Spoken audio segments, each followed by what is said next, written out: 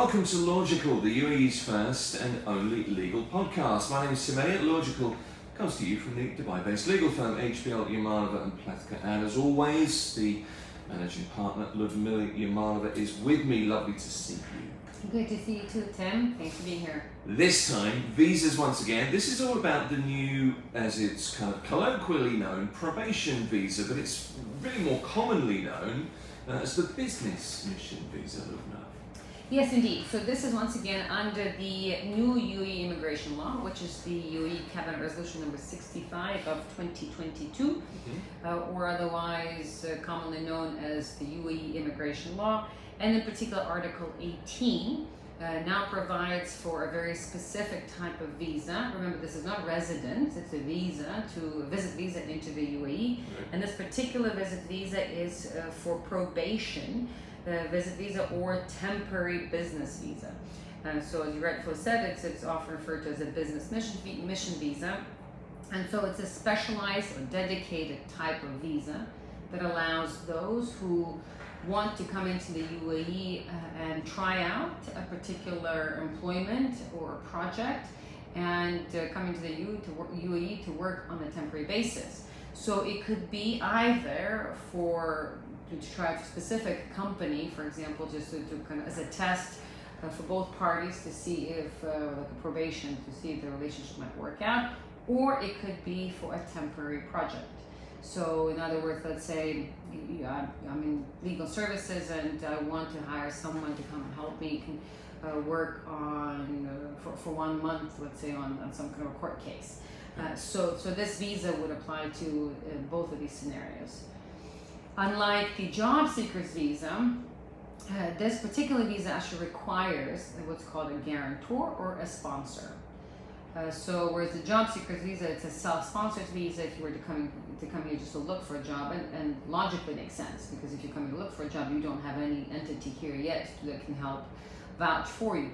Now, on this particular business mission visa, you actually now have, by law and logically would have a specific entity that is inviting you to come here and work for them either on probation or on temporary basis.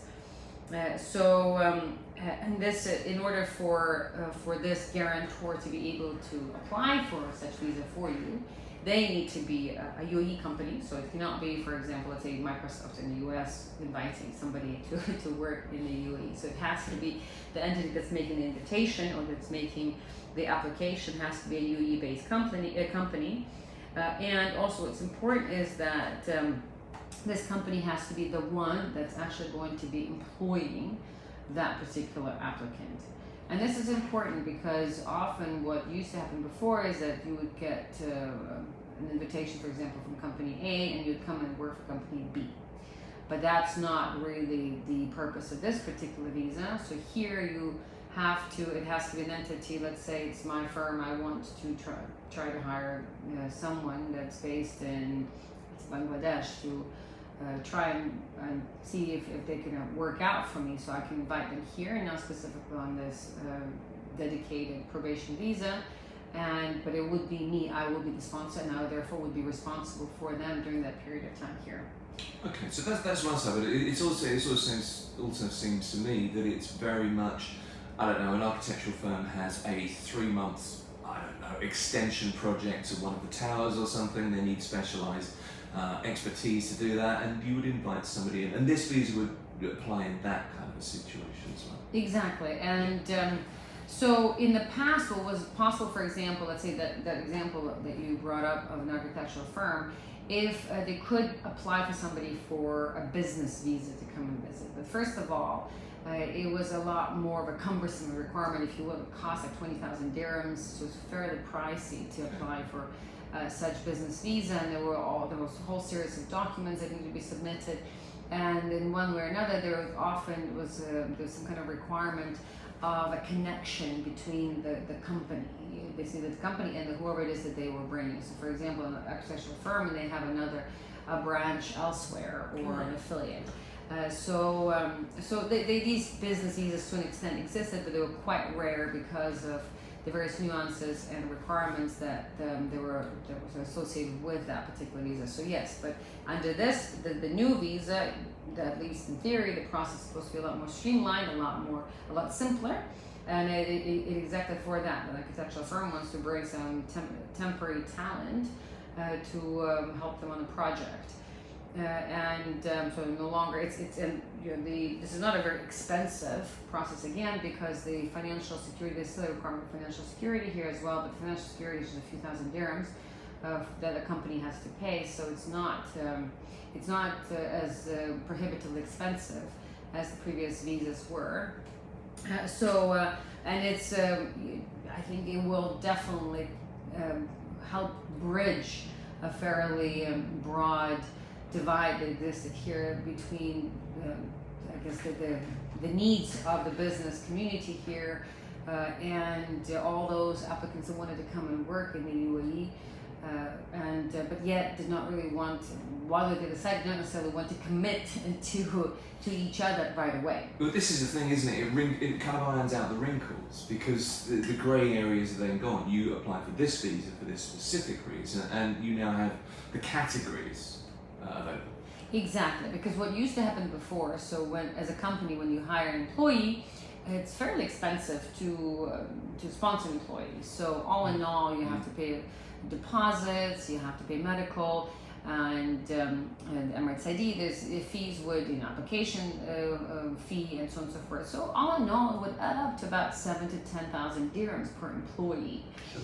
And for a company, that's a significant amount of money, and it's all perhaps part of the business expense. If once you've made that expense, then you could rely that this person will stay with you for X number of years, and so it kind of will work that expense will ultimately be justified. But if you look at a cost per employee, that's $2,000 to $3,000 just to get somebody to work for you. And if your company's 5, 10, 15, the multiples apply.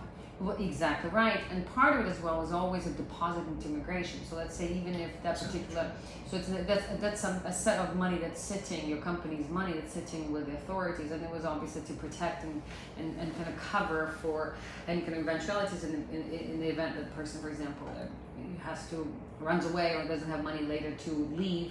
So at least the government would have some money on account to be able to pay for and help them send them home. So I mean, there was some logic behind it, but for a business, it was an expense. Yeah. And so what often happens, and it's okay to make that kind of investment if you have a good level of confidence that this particular employee is worth it. But how do you know that when you are a business based here and the employee is coming from abroad? And so even for an interview or for a visit, you can only really know about that employee to the extent of that those few hours of visit and meetings.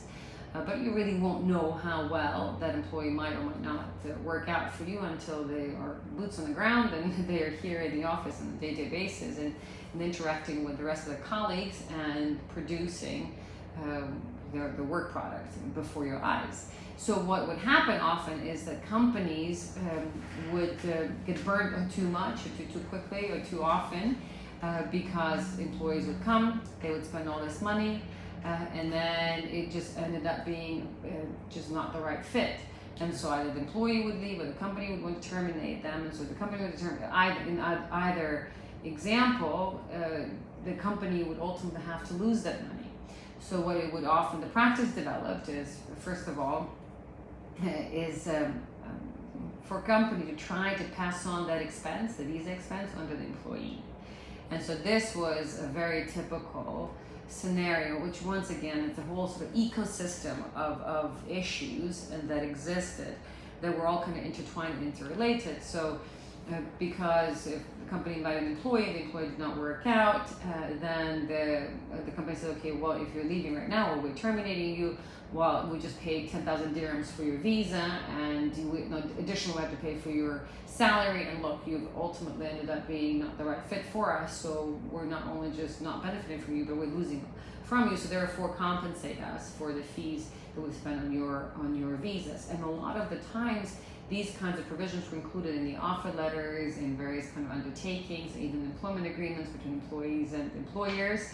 And then that would also be a fairly difficult predicament for the employee, because a lot of the time these employees would come here for the first time to this new country and hoping that there's going to be a job for them. Well, the job did not work out, fair enough, but that now on top of, they haven't really made much money at all, and they just, whatever money they've made, often for them to come here, they'd actually have to borrow money to be able to, from their family and friends and in their home countries. And so they have already loans coming here, and now on top of that, they have to pay the company back the 10,000 dirhams. Although that practice was, legally speaking, not proper, but it was common. And so what would often happen is the employees would be disgruntled, they'd run away, or they feel sort of like they were indentured service, and there's a lot of people just absconding, running away, or working double jobs to try to cover up. So a whole series of issues existed that would ultimately do not benefit the country as a whole. So now with this particular visa, you now have the luxury, and also another thing that would often happen because of this, the other alternative was that the companies would do is would say, well, you come here on a visit visa, work for me for 3 months. And so the visas, depending on which country you come, you could either have 30 days extendable, or you would have 90 days or 60 days also extendable. So what often would happen, the company would make you an offer and come here, work for me, but work on the visit visa, so I don't have to pay for you all this residence visa to the tune of 10,000 dirhams, and then we'll see how that worked out. And many cases like this existed, and they were perfectly fine, except that it was always illegal. So working on the visit visa was always illegal in the UAE, as it is still today. But this is what would happen in the past. The companies would either try to pass on the expense of these visas to their employees, which was against the law, or would require them, or demand from them, or expect from them to work on visit visas while they're being on probation. So you can see so many, or sometimes even for those who were based here already, they would be on somebody else's visa and still work for this company. So one way or the other, it was not legally proper, and ultimately subjected all parties concerned to all sorts of liabilities. And in my practice, I've seen too many of these kinds of cases to count. And so that's why when this particular visa came into place, I was quite pleased, because it now will basically do away with all these shenanigans and machinations that existed before to try between companies and employees to try to see if they were the right fit for each other. Now there's a specialized visa, it's rather affordable, it's easy to apply, and there's no need anymore for any false pretense. You can be very open and transparent about why you're here, and the company as well. And there's no false pretense, and there's no, most importantly, risks of any liabilities in the event inspectors come during the period of time while you're working probation, that you will get deported, which would have been the case in the past. I mean, the other thing is, once again, it's part of, and they are sweeping changes that we've seen to visa status recently. This is Article 18 of the UAE immigration law, Cabinet Resolution, as you said, 65 of 2022. So many changes in an effort to really strengthen and kind of, I suppose, round the labour market. Exactly right, and that's why this particular law, I think could lend itself to at least a good 20 plus podcasts, because there's so many new types of visas, residence permits, entry permits for so many different categories, and truly very groundbreaking and very positive for this country, because it just sort of does away with all this kind of attempts to try to represent something for what it was not.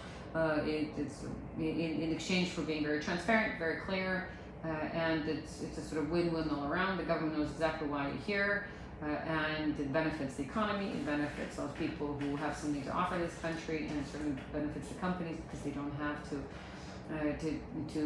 invest significant amounts until they have had some confidence that these people are actually worth investing in. That's another Lawgical, this time the new probation visa here in the UAE. Our legal expert, Ludmila Yamalova, managing partner here at Yamalova and Pletka. Thank you. Thank you, Tim. Find us at LYLAW on social media, Facebook, Instagram, TikTok, LinkedIn. We have a huge, growing library of hundreds of podcasts, all kinds of legal questions, and I mean a huge broad spectrum of legal questions answered as well, and they're all free to listen to. But to get your legal question answered directly in a future episode of Lawgical, or if you'd like to talk to a qualified UAE experienced legal professional, click contact at lylawyers.com.